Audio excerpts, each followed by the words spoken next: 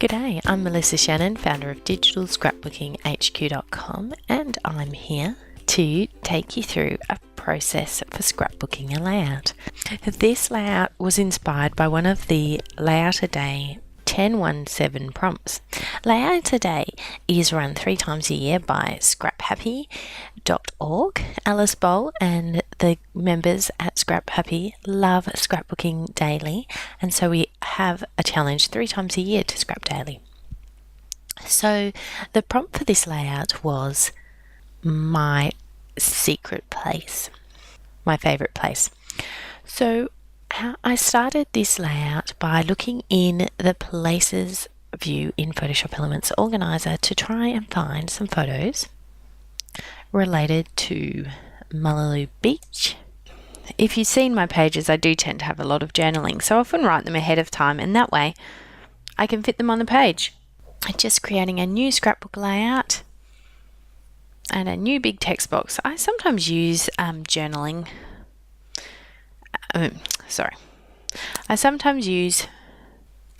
So I've finished writing up all my journaling in the text box.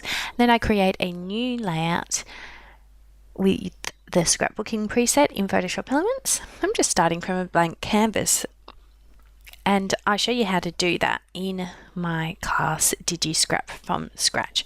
I often use templates. I'm really loving Laurie Callison's click or drag templates.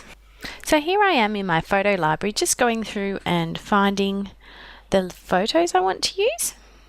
And I recently installed a new hard drive, and so I'm having to reconnect all my files back in Photoshop Elements Organizer. So it's a little bit more time consuming than usual, but it's still only taken me like 15 minutes so far on the scrapbook layout. And I'm using a great script that came from Anna Forrest called Title Builder to actually create my title. And so I just searched my library for some more matching kits. And I'm just going to open up all the supplies that I think I might use into Photoshop Elements, and then I'm going to drag them on to the background. And now I'm doing something that I often do, which is using a dark background with light text. You've probably seen me do that in view layouts before. And I like the kind of chalkboard look. So I'm just going to trim down that blank paper or move it around until I like how it looks.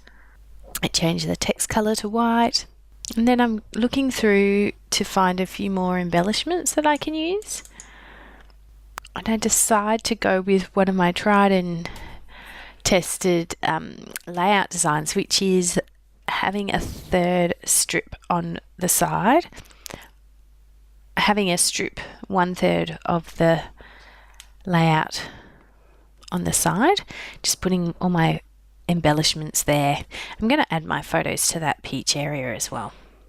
So now I'm just having a quick search in Photoshop Elements to see what else I can find. And now it's time to find the photos of our house. So I'm just, because I'm doing this layout about certain places, I decided to head over to Google Maps and just save all those spots as favourites.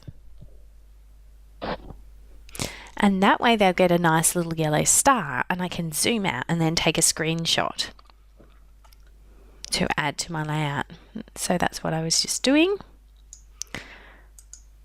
And then hopefully in the future we'll have some idea, people will have some idea that's what those little stars mean. So just making the screenshot here. And I had a look at it in satellite mode and in street mode, and I decided to go with the street map look. Now I just added my standard shadow and my favourite border style to each photo to give them a cohesive look. That's something I do dozens of times in every layout a day. Honestly, I find I don't even use frames from kits anymore because I'm just so used to adding those styles. And I just hopped into Google Photos since my Photoshop Elements organizer is still rebuilding all the links to have a quick look for photos from my front fence. Say that 10 times fast. And we also have this like large letters Woodvale sign just down the road from us. It's kind of, I don't know, kind of like the Hollywood sign, but for Woodvale, I don't know. Anyway, it's quite iconic, so I had to go and grab that off Wikipedia. I knew that there was photos of that on the web, so I grabbed that for my layout too. And now it's just a matter of browsing through, finding a few more photos, and then rearranging these photos like 1,000 times, I tell you. In the end, I decided to make the background pattern paper with the houses smaller.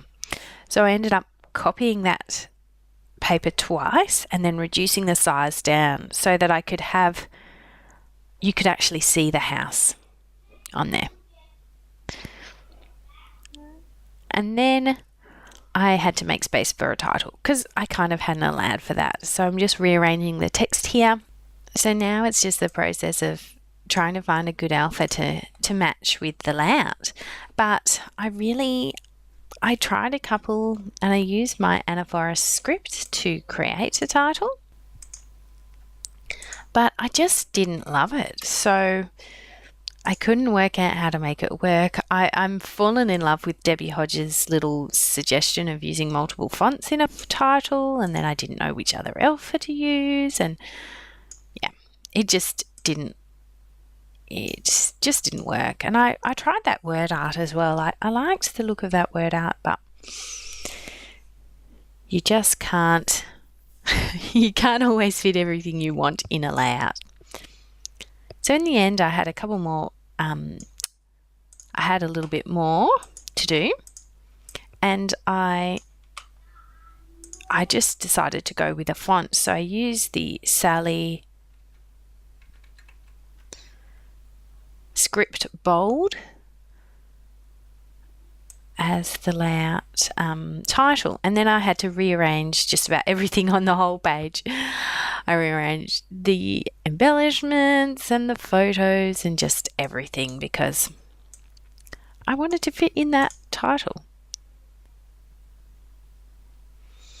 And I even added a real frame. I was just saying how I never really use title frames on my pictures, and then lo and behold, I did. Try playing around with that little house as well, but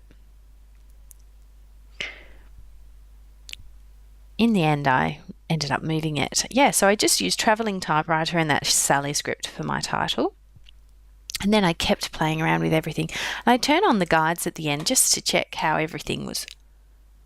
So all up, this layout took me around half an hour, maybe 45 minutes. I had to do quite a lot of hunting to find the photos I wanted, and I did a lot of playing around with the embellishments, but in the end I just had to call it good. Thanks for joining me for this process video. I hope it's given you a little bit of information on how you might create a layout for yourself in Photoshop Elements.